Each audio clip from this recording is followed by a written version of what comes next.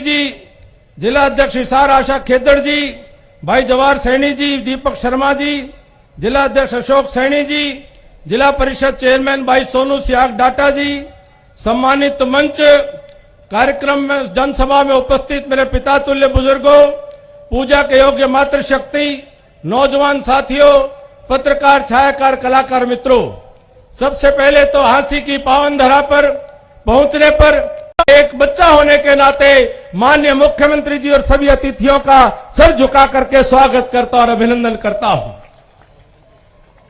आदरणीय मुख्यमंत्री जी का हांसी से पहले से बहुत प्रेम रहा है और हमने कई बार मिलकर के हांसी में बड़े बड़े आयोजन और कार्यक्रम यहां पर किए हैं।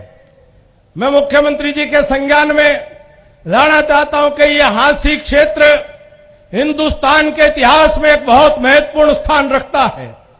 9वीं शताब्दी के अंदर राजा आनंदपाल तोमर और उनके आगे के राजा विहंगपाल तोमर, उन्होंने हांसी को पूरे सतलुज तक के इलाके की राजधानी बना करके अपना शासन यहां से चलाने का काम किया था। अपने गुरु हंसकर के नाम पर हांसी का नामकरण किया गया। पृथ्वीराज चौहान ने चारों तरफ 80 गढ़ों की स्थापना करते हुए हांसी का नामकरण 80 गढ़ के तौर पर करने का काम पृथ्वीराज चौहान जी के कार्यकाल में हुआ था। और हांसी के नाम की एक और महिमा है कि आनंदपाल तोमर जी के आने वाले पीढ़ी में द्रुपद नाम के राजा हुए। उन्होंने इस इलाके के अंदर एक बहुत बड़ा, दुनिया का सबसे श्रेष्ठ तलवार बनाने का कारखाना उन्होंने लगाया था कि अरब के देशों में जब इस हांसी की तलवार जाया करती थी तो उन्होंने तलवार का नाम भी अरबी में हांसी कहा जाता है, क्योंकि वो तलवार की फैक्ट्री वो हांसी के इलाके में थी।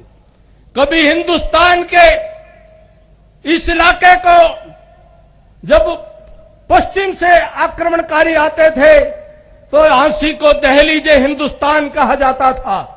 5 दरवाजे थे, 5 दरवाजों में से केवल एक बड़सी गेट आज बचा है। 5 दरवाजों से गुजर करके हिंदुस्तान में आया करते थे। गजनवी के साथ भी यहां पर एक बहुत बड़ा युद्ध हुआ था। गजनी के साथ में अनेकों युद्धों में हांसी के रणबांकुरों ने अपने शौर्य और पराक्रम का परिचय दिया था। सन 1398 के अंदर जब तैमूर लंग लूट करके भारत को जब वापिस जा रहा था, यूपी के बड़ौद के अंदर 1398 के कार्तिक महीने की दिन, एक कार्तिक महीने में एक बड़ी पंचायत हुई थी और 36 बिरादरी पूरे इलाके की इकट्ठा हुई थी कि तैमूर लंग हमारा बहुत बड़ा खजाना लूट करके, बहुत सारे हथियार लेकर के, बहुत सारे महिलाओं को गुलाम बना करके और हिंदुस्तान से वापस गुजर रहा है। उस पंचायत ने 36 बिरादरी ने एक होकर के फैसला किया कि तैमूर लंग को वापस नहीं जाने दिया जाएगा। साथियों, जब उस पंचायत के अंदर 36 बिरादरी के एक एक बिरादरी की हिस्सेदारी थी, इतिहास इस बात को लिखता है कि हांसी से सेना का नेतृत्व भी इस इलाके का एक योद्धा दुल्ला भंगी के नाम से उनको जाना जाता है। उन्होंने जाकर के लड़ाई को लड़ा था। तो जोगा गुजर के नेतृत्व में लड़ाई लड़ी गई थी। अनेकों सभी बिरादरियों का उसके अंदर समावेश था। और तैमूर लंग वो हरिद्वार तक पहुंचते पहुंचते यमुना किनारे वो इतनी बड़ी चोट खा गया था कि वापिस अपने देश नहीं पहुंच पाया था। वो रावी ब्यास के कहीं उस मुहाने पर अपना दम तोड़ गया था। ये 1857 की क्रांति में इसी हांसी के इलाके के वीरों ने एक ऐसा इतिहास रचा था कि अंग्रेजों ने दमन करने के लिए जब जिंदा लोगों के ऊपर गिरडी चलाई थी, वो सड़क खून से लाल हो गई थी। आज भी उसको लाल सड़क के नाम से जाना जाता है। मैं इतनी कहानी मुख्यमंत्री जी को इतिहास के पाठ पढ़ाने के लिए नहीं कह रहा। मैं इतनी कहानी इसलिए कह रहा हूं कि जो लोग जो झंडा लेकर के और हांसी के नाम को फिर से इतिहास में लिखवाना चाहते हैं, मेरी आपसे प्रार्थना है कि हांसी जिला आप निश्चित तौर पर कृपा करेंगे, लेकिन जिला ऐसा बना दियो अग्नि जमा छोटा सा रह जाए, तो इतना बड़ा बना दियो जिसका हांसी का स्थान होना चाहिए।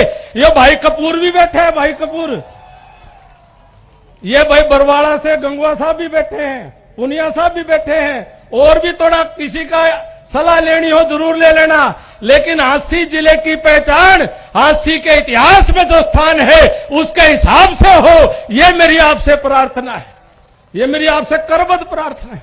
मैं साथ में नारनौंद की तरफ से आज आपका धन्यवाद है कि आपने लोहारी के अंदर 33 केवीए सबस्टेशन का उद्घाटन किया।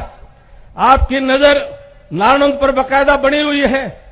लोहारी का तो बयाना जी ने इसलिए थोड़ी ख्याल कर लिया क्यों बयाना जी का अपना गांव है, ये सरपंच भी रहे लोहारी के, और नारनौंद की उद्घाटन और हांसी में बताओ पत्थर लुआ लिया। बयाना जी धन्यवाद आपका बहुत बहुत।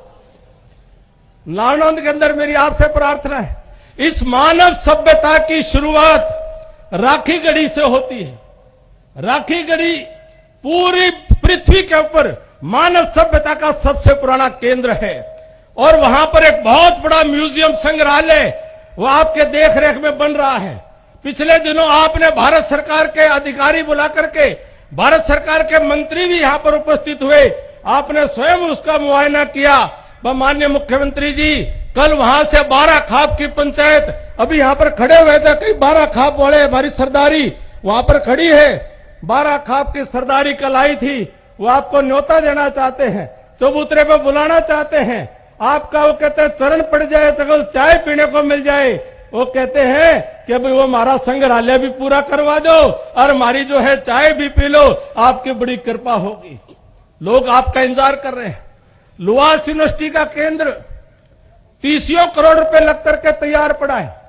आपने स्वयं सीधा संज्ञान लेकर के आपने आदेश दिया कि लुहास का सेंटर 5 साल हो गए, 30 करोड़ से ज्यादा कि आप, मेरे निवेदन है, मैं माफी चाहूंगा थोड़ा सख्त बात करने के लिए, आप बुरा नहीं मानेंगे, उन अधिकारियों से पूछना चाहिए कि 30 करोड़ रुपए जनता के खून पसीने की गाड़ी कमाई लग करके तैयार पड़ी है, क्यों नहीं उसको आज तक शुरू किया गया है? और कहने के बावजूद भी ये अधिकारी, माफी चाहूंगा थोड़ी सी इस बात की संज्ञान में लेने की बात है, सरकार के खजाने का पैसा लगा हुआ है और आज तक वो पब्लिक के काम में नहीं आए। ये बहुत बड़ी गंभीर बात है जिसको लेकर के लोगों के अंदर बड़ी चर्चा है। मैं आपसे एक प्रार्थना और करते हुए, हरियाणा प्रदेश के अंदर गुंडागर्दी बदमाशी को आपने कंट्रोल में करने के लिए बहुत तगड़ा अभियान चलाया हुआ है। सारे हरियाणा में आपकी इस बात की चर्चा है। हांसी के अंदर भी हमको बड़ी तकलीफ होती थी जब यहाँ का व्यापारी दहशत में आता था। बयाना जी ने और सब लोगों ने मिलकर के और आपके नेतृत्व में आज जो अपराधी है वो अपराधी हिम्मत नहीं कर पा रहा, अपराध पर आपने अंकुश लगाया है। एक और अपराध है जिसके ऊपर आपका संज्ञान केवल एक लाइन में कह करके, एक और अपराध हो रहा है, वो अपराध भ्रष्टाचार का अपराध हो रहा है। कृपया करके वो भी अपराध है और वो ये गोली से ज्यादा बड़ा अपराध है, वो कम छोटा अपराध नहीं है, हर आदमी को रोज तंग करता है। आपने काफी कुछ उसकी सफाई कर दी है, आप उस मिशन पे लगे हुए हैं, रात दिन पब्लिक के लोग आपसे मिलकर के आपसे इस बात को रख रहे हैं। मेरी प्रार्थना है कि आपका एक वज्रपात, आपकी एक चोट, एक भ्रष्टाचार के ऊपर भी एक अंतिम चोट मार देंगे। नायब सिंह सैनी जी, ये हरियाणा इतिहास में आपका नाम स्वर्ण अक्षरों के अंदर लिखेगा। हरियाणा की जनता आपको प्यार करती है, मोहब्बत करती है, आपसे बहुत उम्मीद रखती है, आपसे बहुत आशा रखती है कि ये काम कोई करके दिखाएगा तो आप ही करके दिखाएंगे। इसी आशा, उम्मीद और विश्वास के साथ मैं अपनी वाणी को विराम देता हुआ, कोई गलती हुई तो माफी चाहता हूं। मेरे नारनौंद की तरफ से आपको न्योता है कि आप जिस दिन समय दें, ऐसा ही एक कार्यक्रम नारनौंद के अंदर भी आपका हो। 12 खाप की सरदारी न्योता देने आई है, डाटा की गौशाला की सरदारी भी वो आपको न्योता देने के लिए आई है, बास गांव की गौशाला की सरदारी भी आपको न्योता देने के लिए आई है। एक एक मिनट के लिए उनका अगर आप न्योता भी ले लेंगे तो आपका हम बहुत आभारी रहेंगे। बहुत बहुत धन्यवाद।